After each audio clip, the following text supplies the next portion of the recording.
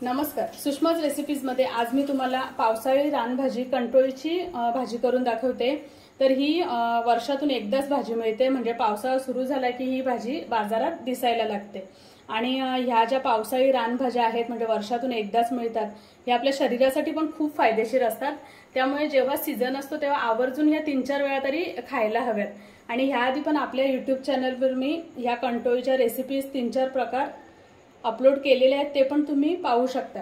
तर इथे मी कंटोळी घेतलेली आहे, साधारण हे 400 ग्राम कंटोळी आहेत आणि ही अशी बारीक चिरून घेतलेली, उभी पातळ काप करून घेतलेले आहेत। उभा पातळ कापलेले 2 कांदे घेतलेले आहेत, सुकं खोबरं भाजून त्याची पूड आहे आणि शेंगदाणे, भाजलेले शेंगदाणे त्याची देखील पूड घेतलेला आहे।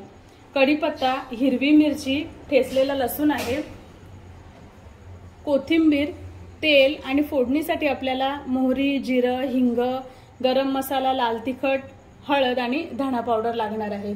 खूप कमी साहित्य आहे, जे आपल्या घरी सहज ज्या असतात सगळं उपलब्ध त्यामधूनच आपण करणार आहोत। म्हणजे कसं ना, ह्या भाज्यांना त्यांची एक चव असते, त्याच्यामुळे जास्त ह्या मसालेदार किंवा जास्त वाटणं वगैरे नाही घालणार आहोत आपण। थोडक्यात ही रेसिपी मी करून दाखवते तुम्हाला। आता इथे कढईमध्ये 1 ते 1.5 चमचा मी तेल घातलेलं आहे। मोहरी, जिरं,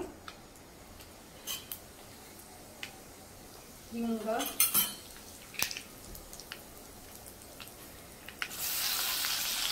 लसूण, कढीपत्ता आणि मिरची।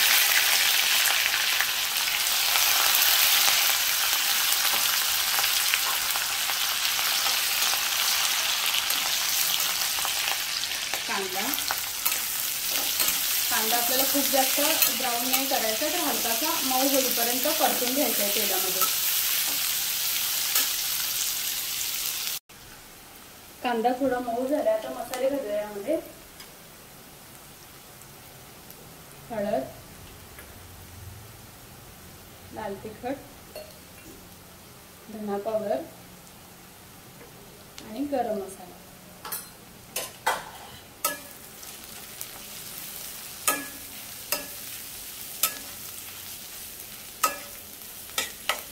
मिक्स करून घेते थोडं।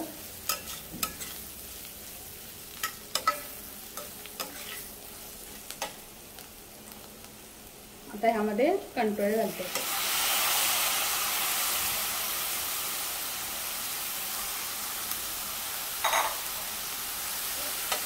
1 ते 2 मिनिटं मीडियम फ्लेमवर आपल्याला तेल कांद्यासोबत कंटोळी परतून घ्यायची चांगली।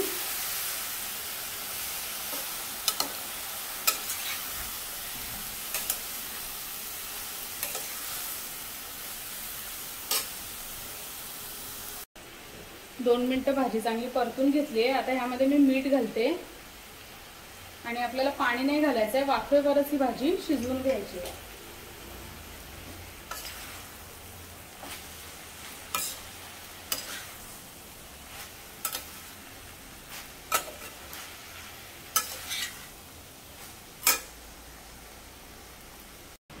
आता झाकण ठेवते आणि झाकणावर पाणी ठेवून आपण लो फ्लेमवर ही भाजी चांगली शिजवून घेऊ आणि मध्ये मध्ये 5 मिनिटांनी आपण चेक करणार आहोत आणि मिक्स करून घेणार आहोत, म्हणजे खाली लागायला नको।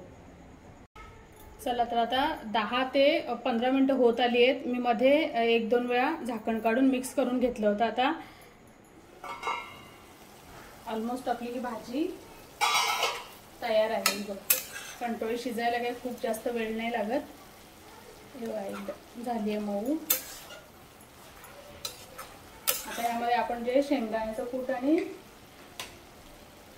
खोबरं घेतलेलं ते घेते। तुम्ही नुसतं शेंगदाण्याचं कूट पण घालू शकता किंवा नुसतं खोबरं घातलं तरी चालेल।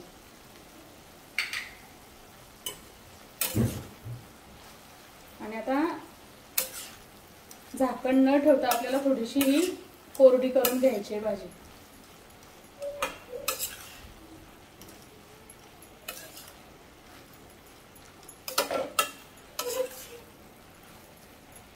अशी स्लो फ्लेमवर 3-4 मिनिटं ठेवून द्यायची, मध्ये मध्ये मिक्स करत राहायचं। ही मस्त आता आपली भाजी कोरडी झाली आहे चांगली। आता वरून कोथिंबीर घालते आणि आपली भाजी ही खाण्यासाठी तयार।